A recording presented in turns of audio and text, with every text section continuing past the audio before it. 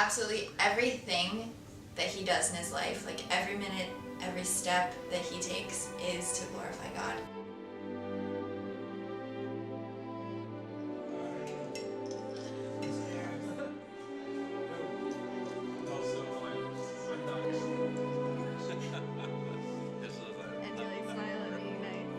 Dad has always been a man of God and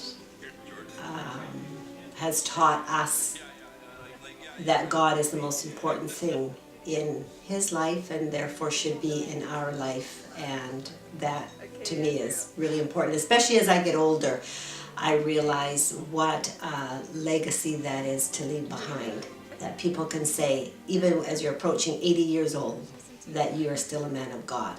And I want to encourage him to continue being that man of God, being that example to your family, to your grandchildren, to the people you minister to.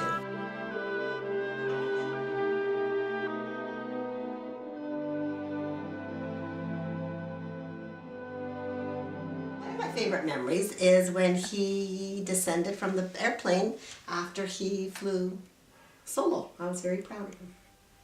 When you saved my life, I was 7 years old in Viña del Mar, and we were just of course we were going to meeting that night, and we were in the water and we were just playing. We had all our clothes on because we didn't bring bathing suits, and you and Mom were sitting up quite a ways away, and a wave came and took me out to the sea, and I felt like I was going out forever, and your hand grabbed me and saved me. We were going down to Talca for the weekend, and we were driving, and you'd look over and be like, nap? And I'd say, yep. And we'd pull over and at the same time just push our seats back, and we'd just sleep for 15 minutes, and we'd set a little alarm, and when the alarm would go off, we'd wake up, pull our seats back, and hop back on the road.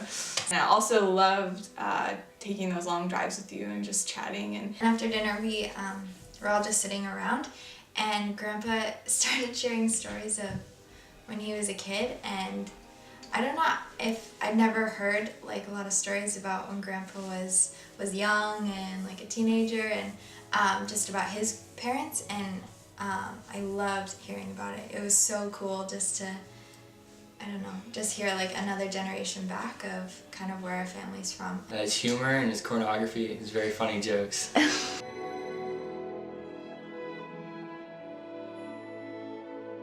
One night especially, Donna Lynn and I were coming home from Rosa Medina's house, and we had called and said we were coming home, and you said, okay, I'll open the door, and Donna Lynn and I came to the end of their little alleyway, and then Rosa would go home, and then we'd run home. Well, as we were running home, we saw you, but what we didn't know was there was two young men, and I guess they were hiding in the dark, and they jumped out and scared both Donna Lynn and I.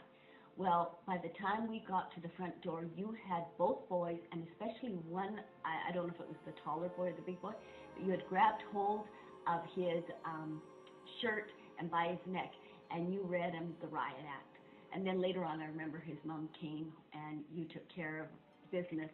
And I just remember that you cared so much for us that you would do that. And that just, again, just was incredible. I think one of the favorite memories I had was when we flew down when Barb and I flew down and spent a couple of weeks down there. They spent 3 weeks, I spent 2 weeks.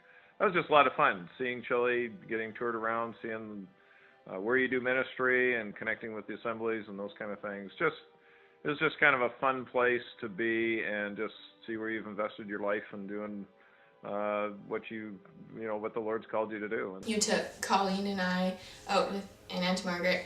We went to Wendell's in Fort Langley, and we had dinner, and it was just really fun, and I think needed for Colleen and I just to get away from school, and just really refreshing. And I remember you just telling me all about your past, and you told me about when you became a Christian, and it was just really cool to hear about that. Dad's calling to me, 1971 earthquake, calling me out, and I'm waking up out of my sleep, and he calls me out as the earthquake's going on. I remember the trip that the whole group of us took up to Whistler, and then the other one that we went to Penticton, where we all got to spend a good amount of time together. Then also the times that Grandpa Dave and Nanny would come up in the summertime or May long weekend to our trailer in Penticton and spend some time with us there. Those were always really fun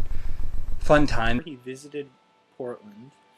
We'd have to go to Fry's Electronics. So Grandpa, every time he'd come, we'd have to give him a new toy. Of Dad coming to visit me in Albania, and the time when Dad and I were going out to this Bible study. That it was the first day he arrived to Albania. We had driven all the way from Greece, and we had to go to this Bible study with all these young kids. I'd never been there before, and the car that I had didn't have windshield wipers.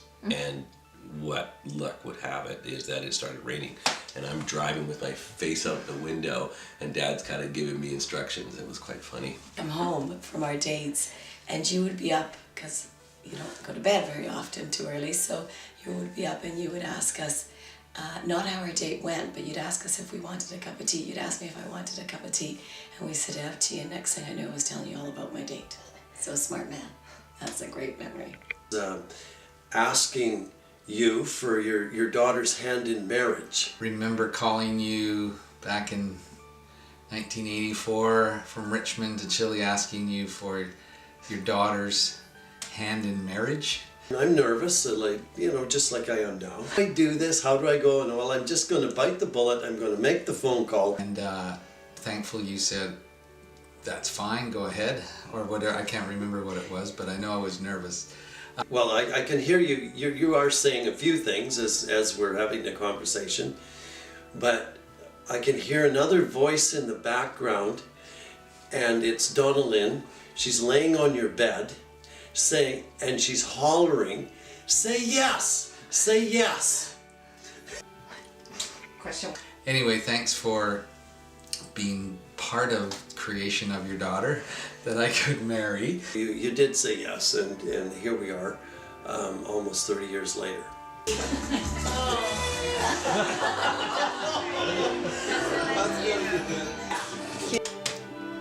One of my favorite characteristics about you, Grandpa Dave, is His generosity.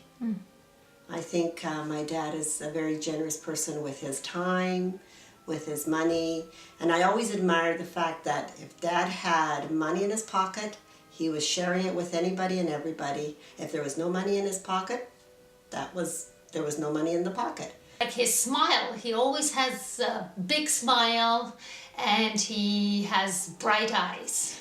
Generous. He's probably the most generous man I know. your forgiveness.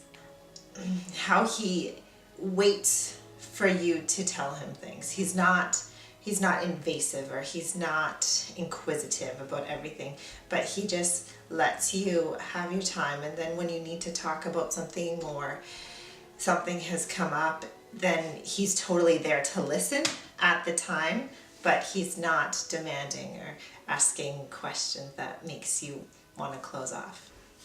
His great kindness to me, my family, and everyone else. Kind and loving nature. I would have to say is his generosity. Dad, you've always been generous and kind in giving of your resources. Your love and your obedience to the Lord. Obviously, your heart for the Lord. Just have a single-minded passion and desire to see people come to Christ, and you've done it through your radio program and your ministry down there, and I think that's the things that are going to last for eternity. An intelligent man, and he's always had an ability to connect with people of all different backgrounds and even ages. My favorite characteristic of Grandpa is how sincere he is. Doesn't matter what he was talking about.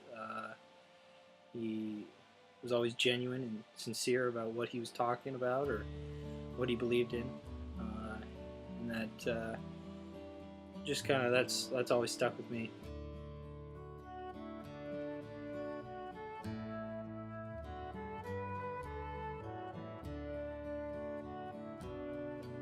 The legacy he's passed on is his great spiritual aspect in life, because he gets his point forward, but he also gives it to us in a nice way.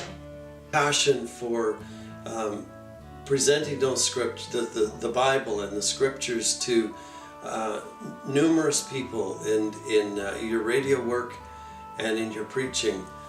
South America in particular, but other parts of the world as well.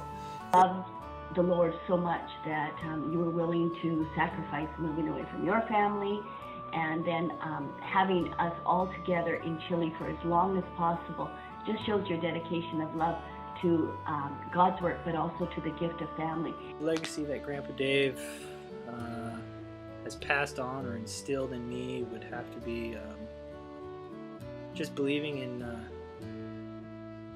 the Lord. I mean, that's kind of an easy way out, I guess, but it's there's very few people that I know that have a passion like Grandpa Dave does, and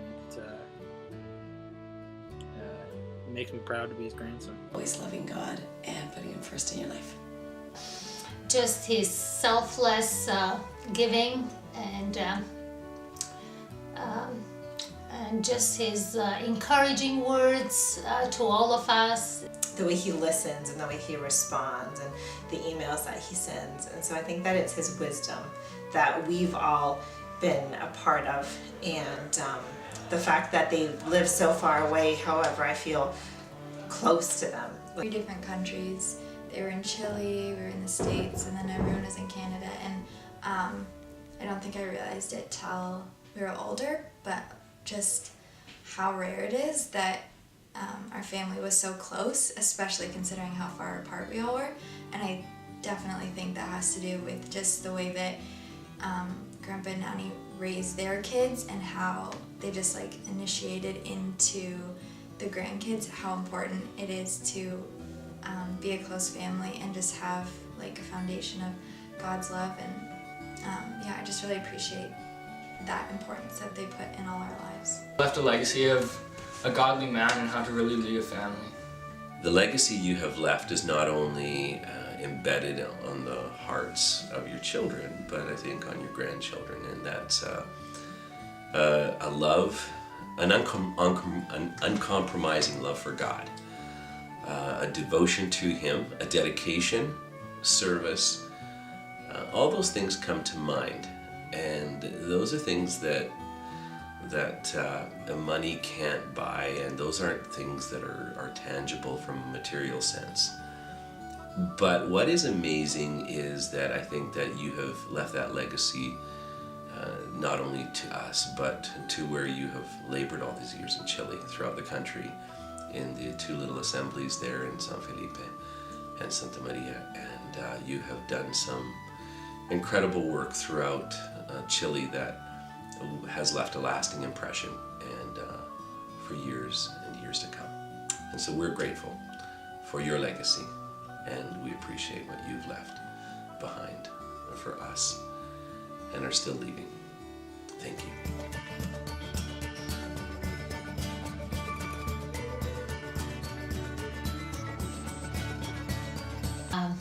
Dave and I were just married, and we had our honeymoon shared with Mom and Dad in Greece. We were at this hotel, and it was nighttime, and Grandpa Dave comes running to the door. He's calling, "Dave, Dave, Dave!" And we're like, "What's happening, Dad?" Turn on the TV because there's the riots in Vancouver after the Stanley Cup. When we'd go and pick up the car from where you parked it near your house, and there's this ratty old dog that always got in the way, and I was scared of it. One day I was especially angry, and it came up to us. I think you grabbed the hose and sprayed the dog in the face and then just kicked it. And I was very proud of you that day for standing up for me and protecting me from the dog. Down to visit Grandpa Dave and Nanny. George Bush was giving a speech on the news, and they had Spanish subtitles at the bottom because George was speaking in English. He used to translate the news for me so I would have an understanding of what was going on. He was reading the Spanish subtitles and translating it into English. But well, Nanny and I thought it was the funniest thing, and we just let him translate the whole speech for us. Family came to Chile when I was in grade 7, and we went to Del Mar place for Christmas Day. We had all gotten our bathing suits on, and we were kind of just hanging out by the pool, and Grandpa Dave came out 5 minutes later, briefcase in one hand, black socks and sandals, his bathing suit on, just ready for the day. You had to wear a head cap so your hair wouldn't go all in the hot tub. Can't get much better than that. First time he saw my new haircut, his reaction was, oh my. Happy birthday, Grandpa Dave. I love you. Love you, Dad. Happy birthday. Perfect. Hey, Dad. Happy birthday. Wish I could be there, but you know, I'm sending my 2 ladies. Happy birthday. You don't look a day past 79. Happy birthday, Grandpa. I love you so much and wish we could be there to celebrate with you. Happy birthday, Grandpa Dave. I hope I can see you soon. Grandpa Dave, happy birthday, and I hope there's many more after this.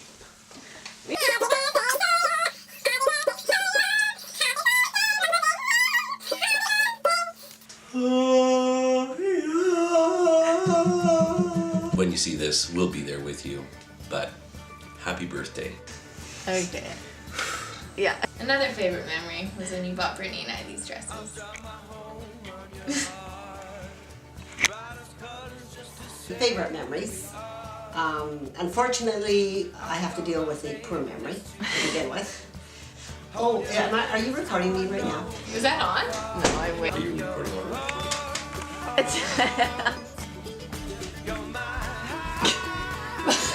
And then you saw. So that was funny. That's awesome. Plus, I had to grow this lovely little friend right here. No es Nescafé y necesito Nescafé para tener un café con leche. Entonces aquí vengo para buscar, pero aquí estoy.